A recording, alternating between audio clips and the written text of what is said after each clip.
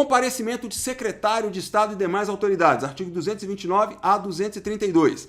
Então, ele vai comparecer por convocação? Sim, é uma hipótese. Se for convocação, há requerimento de deputado distrital, a decisão para a convocação da maioria dos membros para prestar pessoalmente informações sobre assunto previamente determinado. A data e a hora são definidos em comum acordo entre a autoridade e a Câmara Legislativa, o presidente da Câmara Legislativa, se for no plenário, o presidente da comissão, se for em comissão.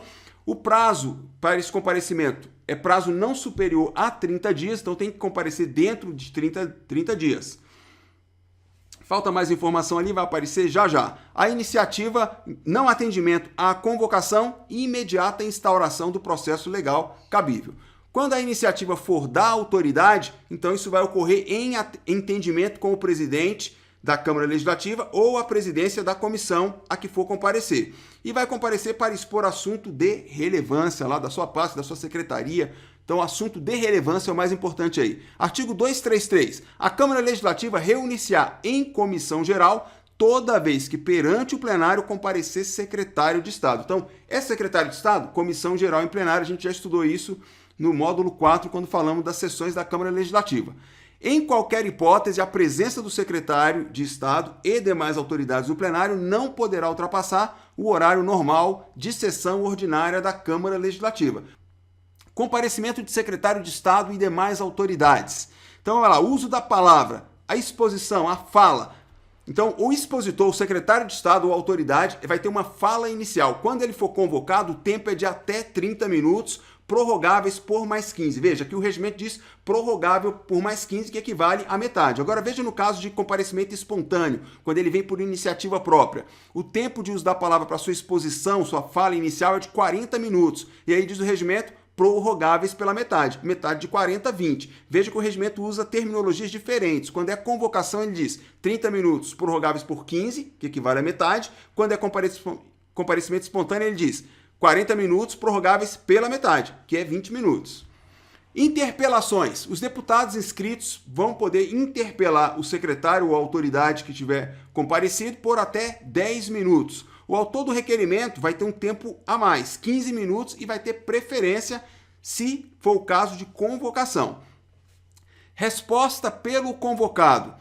O convocado vai ter igual tempo utilizado pelo deputado para responder à interpelação feita pelo parlamentar. É admitido aí a réplica e a tréplica, se for convocação, e no caso, 5 minutos para cada pessoa fazer a réplica e a tréplica. Após o término dos debates, se for convocação, veja que essas regras eu estou enfatizando. Quando é para convocação, o regimento deixou discriminadas essas regras. Comparecimento espontâneo, ele não trouxe esses detalhes. Os líderes vão ter 5 minutos sem apartes para fazer ali a sua fala aos términos dos debates. Governador, crime comum. Gente, agora a gente vai falar sobre crime de governador, crime comum de responsabilidade, e aí a decisão que o Supremo Tribunal Federal tomou em maio de 2017, ela tem, de certo modo, um impacto. O que é bom a gente pensar? Olha, o que o Supremo avaliou não foi a lei orgânica do DF e nem foi o regimento da Câmara Legislativa. Então os alunos falam assim, professor, atualiza seu curso, está desatualizado. Não, o curso não está desatualizado. O curso está atualizado porque o que eu estou explicando é o texto do regimento interno. A lei continua em vigor, continua válida, embora a tese apresentada nessa norma foi questionada já pelo Supremo, foi declarada inconstitucional. Porque o que o Supremo avaliou foram constituições do Estado de Minas Gerais, do Acre, acho que do Piauí, salvo engano. Então, foi lá, declarou os dispositivos dessas constituições inconstitucional. Tem dispositivo similar na lei orgânica e no regimento da Câmara Legislativa. Então, eu vou apresentar a decisão do Supremo e aí eu falo, preciso explicar cada detalhe que tem no texto do regimento, porque, infelizmente, o examinador pode cobrar o que está na letra do regimento na sua prova. Então, vamos lá. Então, olha só, jurisprudência do Supremo, na ADI 5540, de 4 de maio de 2017, ele diz: não há necessidade prévia de autorização da Assembleia Legislativa para o recebimento de denúncia ou queixa e instauração de ação penal contra o governador de Estado por crime comum, cabendo ao STJ, no ato de recebimento ou no curso do processo, dispor fundamentalmente sobre a aplicação de medidas cautelares penais, inclusive o afastamento do cargo. Então, essa decisão está dizendo, olha, para crime comum, não precisa de autorização prévia da Assembleia Legislativa. pegando essa tese para a Câmara Legislativa, não precisa de autorização prévia da Câmara Legislativa para processar o governador do Distrito Federal por crime comum. Vamos lá, tem mais. Crime de responsabilidade, jurisprudência, ADI 4764, da mesma data. Então essa aí foi a Constituição do Acre. Tese declarada inconstitucional. A Casa Legislativa não tem competência para processar o governador por crime de responsabilidade. Então cai aqui a tese que está sustentada na lei orgânica e no regimento, que a Câmara Legislativa vai processar o governador. Não pode mais, em razão dessa tese. Agora, a norma da lei orgânica e do regimento continuam normas em vigor. Elas não foram declaradas inconstitucional. Outra jurisprudência aí, ó, tese declarada inconstitucional. A acusação deve ser admitida por maioria absoluta. Então, já que a Câmara Legislativa ou a Casa Legislativa vai, então, admitir a acusação por crime de responsabilidade, não vai valer aqui a regra de que é por 2/3 dos membros da Casa Legislativa. O que vai valer aqui é que é por decisão da maioria absoluta, em razão da lei que trata sobre esses crimes, a Lei 1079 de 1950. Então, olha aqui, ó, nós temos aqui uma tese declarada constitucional. Por que constitucional? Porque eu botei o vedado. Se eu dissesse que era tese declarada inconstitucional, o vedado seria inconstitucional. Não, mas o vedado agora é que passou a ser a norma. O que passou a ser inconstitucional é as unidades instituírem normas que condicionem a instauração de ação penal contra o governador por crime comum à prévia autorização da Casa Legislativa. Então, o que o Supremo decidiu? É vedado às unidades federativas instituírem normas que condicionem a instauração de ação penal contra o governador por crime comum à prévia autorização da Casa Legislativa, cabendo ao Superior Tribunal de Justiça dispor fundamentalmente sobre a aplicação de medidas cautelares penais. A Lei 1079 de 1950, ela vai definir no artigo 77 que o quórum para a autorização, no caso aí de crime de responsabilidade, o quórum é de maioria absoluta. Então isso vai se opor ao que está na lei orgânica e no regimento, que coloca que é 2/3, tá bom? Vimos aí a jurisprudência, agora a gente pode então estudar o teor do regimento interno, porque, como eu disse, essa norma continua válida. É pouco provável, espero que o examinador não cobre na prova, mas eu não posso deixar de explicar isso para vocês, porque pode cair, né, gente? Está na norma, a norma está em vigor, então vamos estudar. Autorização para instauração de processo criminal contra o governador, vice-governador, secretários de Estado, artigo 234. Quais são os procedimentos? Então, presidente do tribunal competente, por quê? O tribunal competente vai variar de acordo com a autoridade. Se for o governador, é um tribunal, se for o vice-governador, é um outro tribunal. Então vamos lá. Solicitação instruída com a cópia integral dos autos da ação penal originária.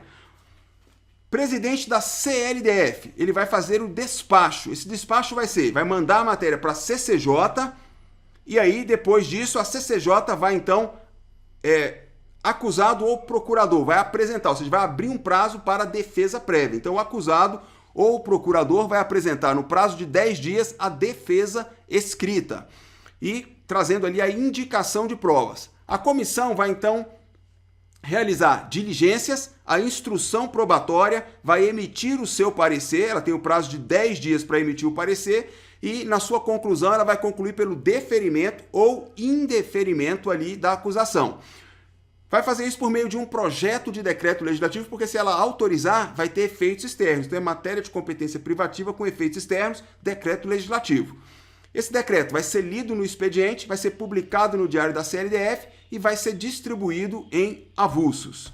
Vamos agora para a fase aí de plenário. O plenário, o que acontece lá? O projeto de decreto legislativo ele vai ser incluído na ordem do dia da sessão seguinte, a aprovação por 2/3 dos membros da CLDF. Gente, cuidado, aqui é o regimento que está dizendo 2/3, mas a gente já viu pela decisão do Supremo que vale a Lei 1079, que diz que é maioria absoluta. Agora, se a questão, sei lá, de acordo com o regimento, é 2/3 dos membros. De acordo com a jurisprudência, com a lei, maioria absoluta.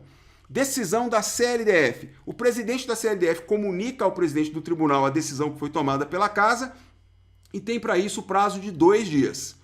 Crime de responsabilidade do governador e secretário de Estado. O que diz a lei orgânica? Artigo 102. Qualquer cidadão, partido político, associação ou entidade sindical poderá denunciar à Câmara Legislativa o governador, o vice-governador e o secretário de Estado do Distrito Federal por crime de responsabilidade. Então, você podemos ir lá e fazer essa denúncia. Um partido político pode, uma associação de moradores, uma associação de trabalhadores, uma entidade sindical pode ir lá e fazer a denúncia. Artigo 103. Admitida a acusação contra o governador por 2/3, veja, a lei orgânica também fala de 2/3, mas a lei 1079 diz maioria absoluta. Então, na prática, tem que ser maioria absoluta. Na teoria, se for a literalidade da lei orgânica ou a literalidade do regimento, é 2/3.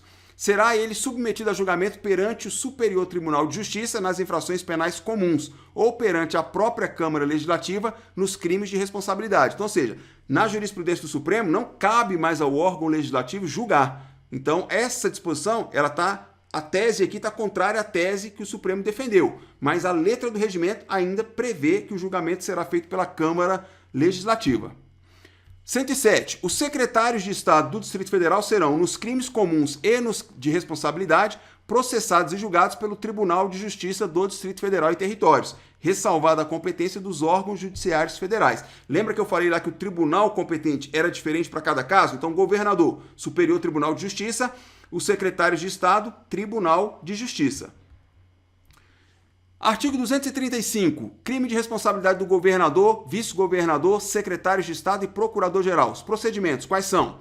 A denúncia, vai ocorrer a denúncia que vai ser acompanhada dos elementos que a comprovem ou acompanhada da declaração de impossibilidade de apresentá-los, mas com a indicação do local onde podem ser encontrados. Então, precisa apresentar os elementos? De preferência, apresente os elementos que comprovem a denúncia. Se não puder, tem que fazer uma declaração de que é impossível apresentar esses documentos, mas indicar o local onde esses documentos podem ser encontrados.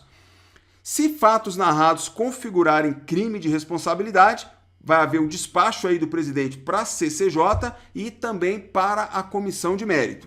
A decretação da providência da acusação vai ser feita por 2/3, lembrando, se for a jurisprudência do Supremo, maioria absoluta. Declarada a procedência, a autoridade será processada e julgada na forma da legislação especial. Quando a gente vem aqui para a legislação especial, não cabe mais à própria Câmara Legislativa fazer o julgamento por crime de responsabilidade, porque tem a Lei 1079 de 1950. Então, parabéns, você concluiu mais um módulo e agora está mais perto da sua aprovação. Desejo a você aí muito sucesso, obrigado por participar dessa revisão ninja. Faça os exercícios, revise várias vezes, assista esse vídeo várias vezes para você fixar, porque aqui você tem o tom da minha voz, você tem as imagens aparecendo na tela momento a momento, e isso é uma das maneiras diferentes de você estudar. Quer fazer mapa mental? Se você é visual, faz mapa mental, mas pratica muito, principalmente lendo o texto do dispositivo regimental e fazendo os exercícios e também os simulados que já estão à sua disposição. Um grande abraço e encontro você aí no nosso próximo módulo.